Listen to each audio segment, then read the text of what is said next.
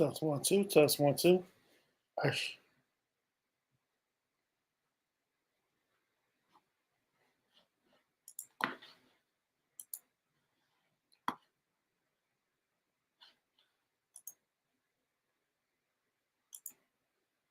Good evening, good morning, wherever you may be.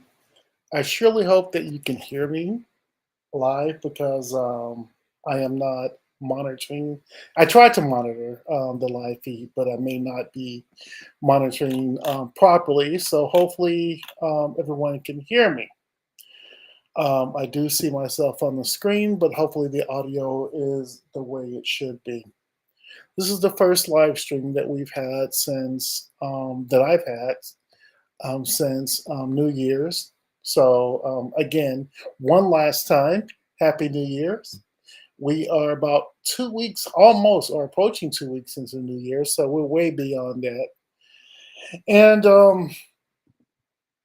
I just wanted to do a live stream. I actually wanted to do a live stream a few days ago, but I've just been so occupied, caught up in my thoughts, caught up in this so much that has been going on.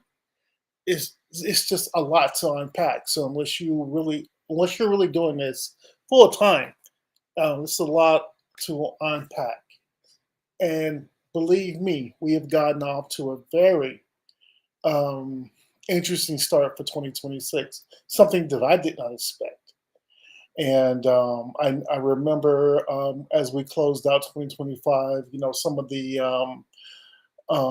thoughts that I had in my brain was, okay, this is a new year. Let's get past 2025. Let's focus on new endeavors. Let's focus on new initiatives. Let's focus on prioritizing what is prioritizing what is most important in our lives so that we can move forward and do big things. I'm still staying on that course, but the world chose a different route. And that is why I felt compelled to do this podcast tonight. Again, this is something I've been putting off, but as we know, and I'm not going to do a whole lot of videos and a whole bunch of all that tonight, but we know what happened on January 3rd.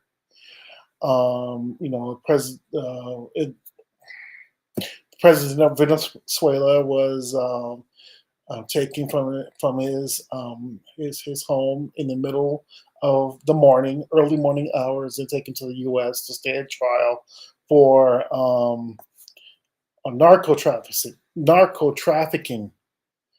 And I remember, if you all do remember, 2 weeks prior to that, I did a podcast called "Crisis in the Caribbean" that focused exclusively on drugs entering the U.S. So I'm not surprised that that happened. Under the auspice of destroying American cities and um, destroying lives and people that are dying due to the fentanyl crisis, xylazine, and what we're doing in our inner cities, and narco traffickers being considered terrorists. I'm not surprised. So that's no big deal, but that's a significant change for 2026, bringing President Maduro into U.S. custody. I feel like I'm breaking up here. What's going on? I don't know. I apologize. Again, this is a very impromptu show. If it turns out crap, then I apologize in advance. And this is my camera right here, so I keep looking away. I apologize because I've got some monitors in front of me, and I'm looking at um, both monitors, but I'm going to try to stay focused on the camera here. But so that was January 3rd. I feel like I'm breaking up. I'm sorry. That was January 3rd. And after January 3rd, there have been more oil tankers seized in the Caribbean. Um, Oil tankers that are under the control that are currently under the care in control of the US, but may be the property of other countries, China, Russia, we don't know. But we're seizing these tankers, and that's problematic. Okay. I have noticed, by the way, gas prices in California have declined. So, so um, I can tell you there's a gas station that's a block away from where I am right now. About 2 weeks ago, gas prices were $6 a gallon. $6. Now they're half that. Do does the situation with the oil tankers have anything to do with that? I don't know, but I'm just telling you what I'm seeing right now. So that was that, and then there's a situation in Minneapolis, as all of us know. Again, I'm not going to really show any videos about that. We all know that a young lady lost her life last week um, for doing something that. Okay, so here we go. Um, there's a lot going on with federal law enforcement and the civilian population. And I've done podcasts on this before, and I'm going to reiterate something, okay? Federal law enforcement officers don't, they are just like any other person that's working a regular 9 to 5 job. They do their job, they're paid to do a job, they bring their salary home, they support their families, they pay their mortgage, they pay their car payments, they put their kids through college like any other regular person, okay? They're not out to get you. They could care less about you. They, but they're paid to do a job. And the thing about it is this: if they do not do their job because they raise their right hand, raise my right hand, and they swear on the Constitution that they are there to protect the Constitution and defend the United States against all enemies, foreign and domestic, just like in the military, and obey the orders of the commander in chief, which happens to be Donald Trump. They swear to that. Okay, those are law enforcement officers that do that. Um, and the thing about it is this: if they don't do that, then that's called dereliction of duty, and then they are terminated from their jobs. In some cases, they are held criminally liable for dereliction of duty. If that happens, then they cannot pay their mortgage. They cannot send their kids to college.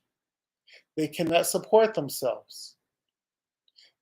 So therefore they cannot earn their salary like any other person that's walking around working a job.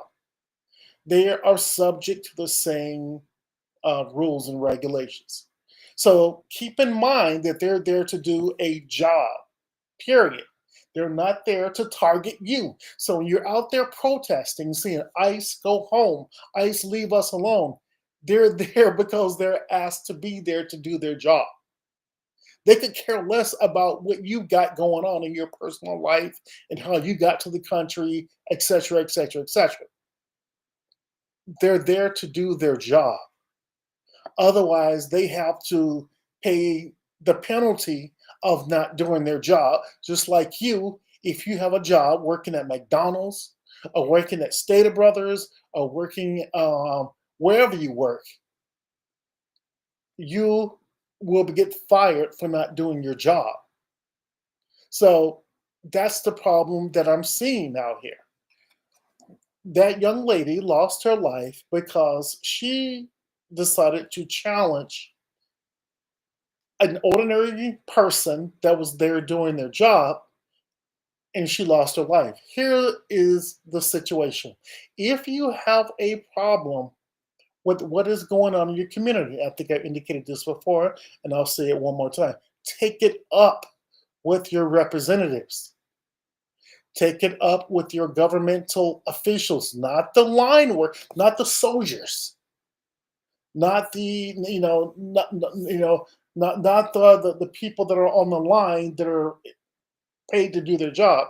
Take it up with the lawmakers because the law they're there to enforce the law. So your beef is with the lawmakers, not the people that they're there to enforce the law. So if you have a problem, then you go to your local district. You you petition to change the laws, etc., and get the right people in office that pass these laws and do it that way. And not only that, if you don't get if that doesn't satisfy you, then take it to court. There's civil court, there's criminal court. Let the judge decide. But on the streets is not a place for you to challenge law enforcement officials. It's not going to get you anywhere. Anywhere. Take it through the proper channels. Take it to your lawmakers, take it to your judges, let it be mitigated in civil court or criminal court, but not on the streets. Okay? I've said that before, I'll say it again. So there was that situation that happened. The other situation that's occurring right now is the rioting in the streets nationwide. There was an incident today in Los Angeles, not too far from where I live, and it was absolutely horrific. Someone, okay, let me back it up a little bit. This has nothing to really do with the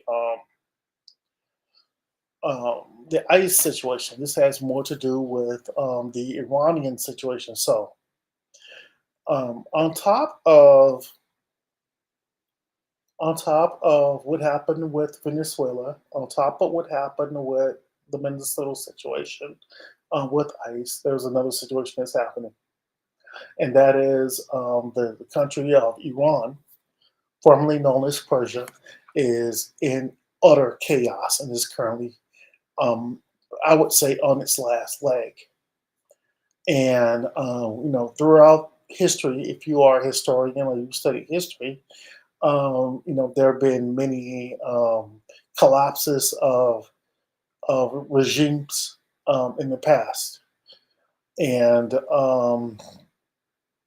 it looks like Iran is up next. The current regime is on the brink, on the brink of collapse. What will happen after that, we do not know, but it looks like there's a high probability that the Islamic State of Iran is going to collapse to the people who want something more of a democratic regime. This is not the first time this has happened before. Under the Shah back in the 1970s and at the end of the 1970s, the Iranian government was overseen by what they call Shahs, and the Ayatollah didn't come into Khomeini did not come into command until a revolution that sparked the current Islamic regime. So what's happening right now is they're trying to revert back to that, and it's causing a big fiasco right now. Before the Ayatollahs became the supreme leaders in Persia, within again they've been in command within the past, I would say, 30, 40 years. Before that, Iran was kind of like Israel. It was very open. It was a very democratic type of establishment, and there was a lot going on with that country in similarity to how Israel is right now. And so that's what's happening right now. It's causing a big dilemma.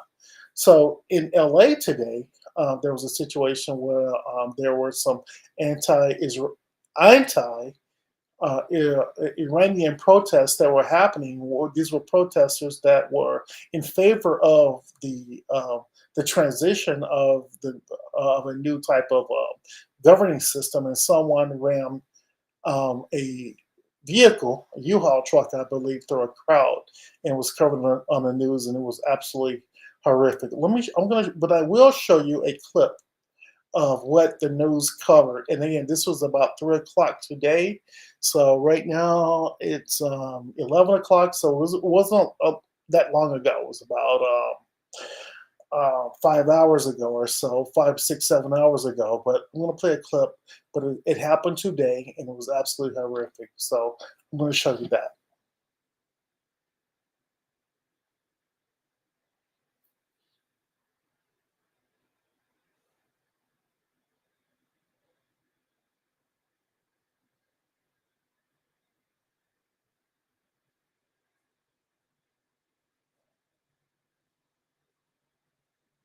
As you can see, there's a lot going on.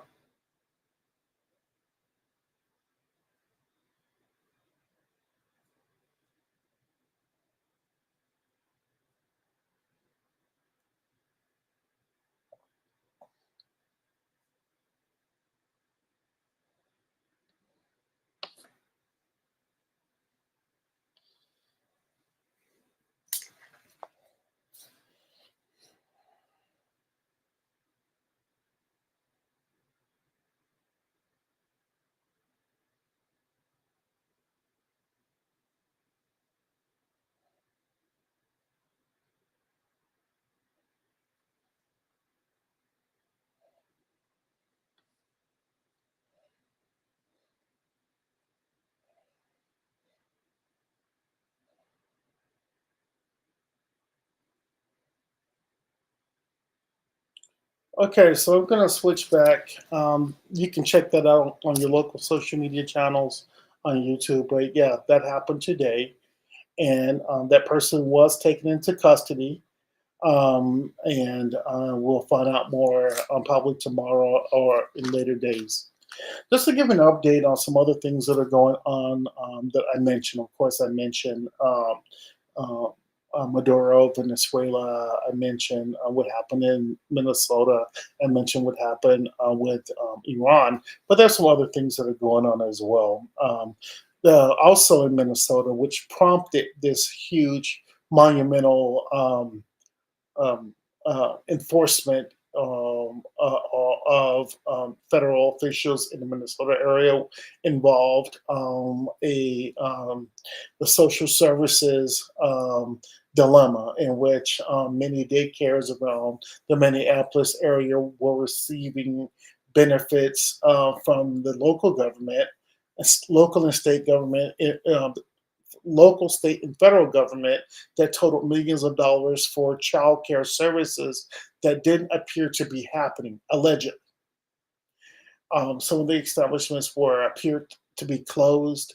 Some, of course, were not articulately spelled out properly on buildings and things like that.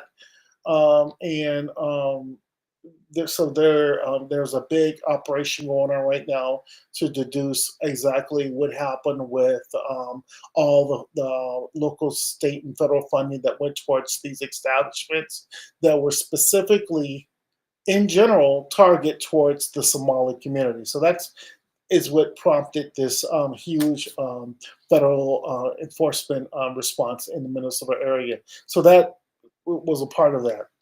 Interesting enough, there was also in the news. I don't have a clip of it, but the Doomsday plane. There's an airplane that the president flies in with his cabinet and key members of the government was seen flying into LAX a few days ago. We call it the Doomsday plane. The plane is never seen, hasn't been seen in almost 50 years flying into LAX. So that was very interesting to see the quote unquote presidential doomsday plane flying into LAX. You can Google that as well. But maybe it's nothing. It's probably nothing. Maybe they're just doing maintenance or systems testing or just or drills, dry run drills. I do dry run drills all the time at my job. So we all do that. So it's probably nothing. So that is also something that popped up in the media in our lives, in our timelines on social media over the next few days. Um, so some other things that I kind of wanted to talk about is, remember, the title of this show is reading the terrain. Now, when you read the terrain, terrain, it's uh, symbolically meant to say that you are performing an analysis based on current events. You're performing an analysis based on things that you're seeing, observing, based on um, bits and pieces of information that you receive.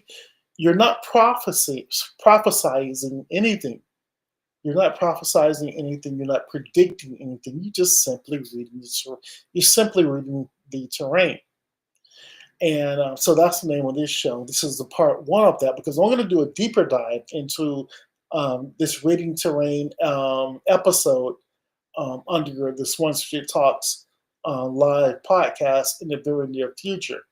So we're just skimming the top of things right now, but under the umbrella of reading the terrain, um, I I don't have, and this is my own personal feeling, of own personal opinion and feeling, is I don't feel good about how 2026 has started out. And those of you that are out there, and if you're able to read the terrain, you probably feel the same way. There's a sense of uneasiness globally, not just locally, but on a global scale. And we can't predict the future. It's not our position to predict the future, but we can read the terrain to get a sense of how things are feeling around us, our senses, our feelings, or not only that, just from a geopolitical standpoint on a global scale, you can feel that. You can feel that, and and have a sense of things are not right, a sense of things are not normal the way they have been previously. And I saw an article last week, and I was going to do a show on it about Pope Leo XIV, our current Pope, um, opening up and talking about the Vatican archives, and the Vatican archives mentioning alien visitors from outer space. And I just thought it was very interesting how the article, I think it was MSNBC, MS, MSNBC article that I saw on the internet, um, was speaking about Pope Leo XIV getting ready to talk about alien encounters. Not only that, there was a big to do about Comet 3I Atlas, that was discovered in July of 2025, that has been heavily promoted on all platforms. And Avi Loeb, the premier Harvard physicist, astrophysicist, saying that, hey, there's some anomalies associated with 3I Atlas, and maybe we should maybe do a little bit more research and in-depth assessment of the origins of 3I Atlas. Though he never said that it was alien, he said that it's the uncharacteristic traits of a typical comet. Um, though this comet originated outside our solar system, thus it could have these characteristics because it's new to us. But he also said, does it, also kind of said, does it rule out that it cannot be that of extraterrestrial nature? So he also posed that hypothesis that it could be. It's probably not, but it could be. So there's this talk on the internet about alien encounters, extraterrestrials, etc. So there's that, and it's continuing to grow every day as we talk about it. Not only that, there are clips online talking about why the CIA doesn't talk more about this three eye atlas phenomenon. It's just a comment. The scientific community says it's just a comment. We'll leave it at that. But of course, there's also that question mark that if it wasn't, then what could it be? So there's a lot of that is going on as well. So 2026, 2026 is starting off rocky, very rocky, and there are many players in this puzzle now. You know, and this is a very unusual time for me because this is the first time I've seen so many aspects of so many players in a game, so many players in a game at the same time, going almost in so many different directions. Russia, China, Venezuela. There was also talk about Greenland. Greenland, President Trump is absolutely obsessed with Greenland, and of course, there was saw an article last week about any talk about Greenland or any speculation of taking over Greenland using military force would end NATO as we know it. Greenland is under the care, custody, and control of Denmark, and Denmark, which is a European country, all the European countries are pushing back, saying this can't happen. So if this is something that's on the radar, now we're talking about a significant conflict in Europe. So now we got Europe, we got Russia, we got Taiwan, China, Venezuela. So again, this is just a part one of a touching the surface of reading this terrain episode. But I'm going to talk about some issues. Well, not issues. I'm going to talk about a timeline of speculative events that are associated with, well, call it end time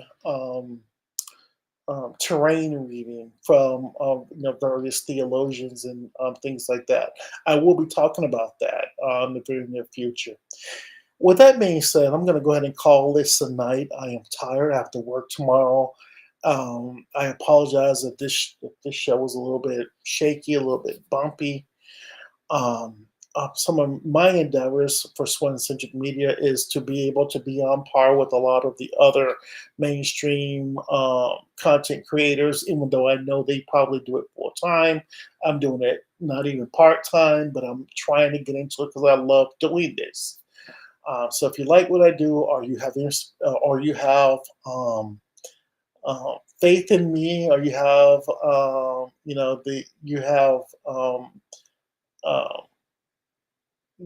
you feel that I can do much more on this platform, let me know. Send me something in the chat, um, and I really appreciate it. But I really enjoy doing this type of work. And if you think I have potential, let me know.